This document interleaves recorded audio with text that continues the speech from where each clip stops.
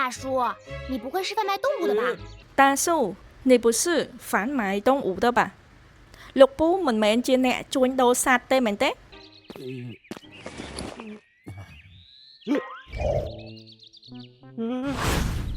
我开玩笑的。我开玩笑的ខ្ញុំគ្រាន់តែលេងសើចទេ 我长得这么善良，怎么可能是贩卖动物的呢？我真的这么善良怎么可能是贩卖动物的呢ខ្ញុំមើលទៅស្លូតបូតណាស់តើវាអាចជាអ្នកជួញដូរសត្វដោយរបៀបណា 我给你上了药，很快就能好了。我给你上了药很快就能好了ខ្ញុំបានលាបថ្នាំឲ្យឯងហើយវានឹងកាន់តែប្រសើរឡើងឆាប់ៗនេះ 公路很危险，以后要小心哦。公路很危险以后要小心哦ផ្លូវនេះមានគ្រោះថ្នាក់ណាស់លើកក្រោយត្រូវប្រយ័ត្នបន្តិច 这根香蕉送给你。这根香蕉送给你ចេកនេះឲ្យឯងចោះ 我说我走了你能不能快一点？再见我分分钟几百万啊！我说小姑娘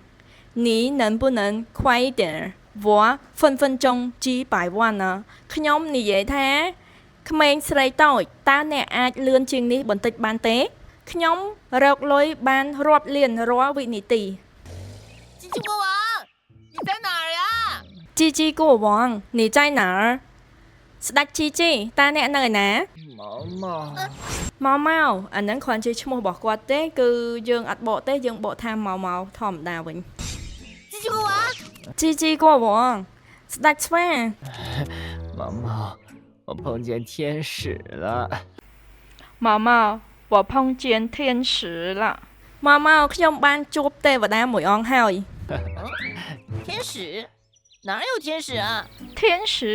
哪有天使啊ទេវតាគ្មានទេវតានៅទីនេះទេ 机器国王，你是不是摔傻了？ជីជីកូវង你是不是摔傻了ស្ដេចជីជីតើអ្នករងរបួសคล้ายទៅជាមនុស្សវិកលចរិតហើយឬអាចនិយាយបានថាតើអ្នកคล้ายទៅជាអ្នកមានបញ្ហាផ្លូវចិត្តហើយមែនទេដោយសារតែនាងខ្ញុំជាប់រវល់ការងារផ្ទាល់ខ្លួនគិតបញ្ជីនិងមើលថែកូនខ្លួនឯង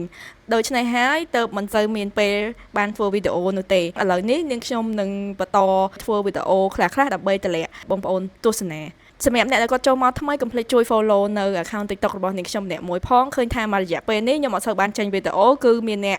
unfollow ច្រើនខ្លាំងមែនតើអញ្ចឹងក៏សូមអធិស្ឋានផងដែរសម្រាប់អ្នកដែលគាត់ចាំមើលយូរណាហើយអត់មានចេញវីដេអូអញ្ចឹងឥឡូវនេះខ្ញុំឆ្លៀតពេលមកធ្វើវីដេអូសារឡើងវិញហីអញ្ចឹងសម្រាប់អ្នកដែលគាត់មិនមានពេលវេលាគ្រប់គ្រាន់ហើយចង់រៀនភាសាចិនថ្នាក់អនឡាញក៏យើងមានដែរសម្រាប់ការរៀនគឺយើងរៀនជាមួយនឹងគ្រូជនជាតិចិនផ្ទាល់ហើយការរៀននឹងផងដែរគឺយើងរៀនជាកម្រិត ASK ពីកម្រិត1រហូតដល់កម្រិត6សម្រាប់ម៉ោងរៀនគឺអ្នកទាំងអស់គ្នាអាចរើបានម៉ោងអនឡាញពីម៉ោង1ល្ងាចរហូតដល់ម៉ោង10យប់ហើយសម្រាប់ថ្នាក់ផ្ទាល់វិញគឺយើងមានគ្រូចិនដែរគឺចាប់ពីម៉ោង8ព្រឹករហូតដល់ម៉ោង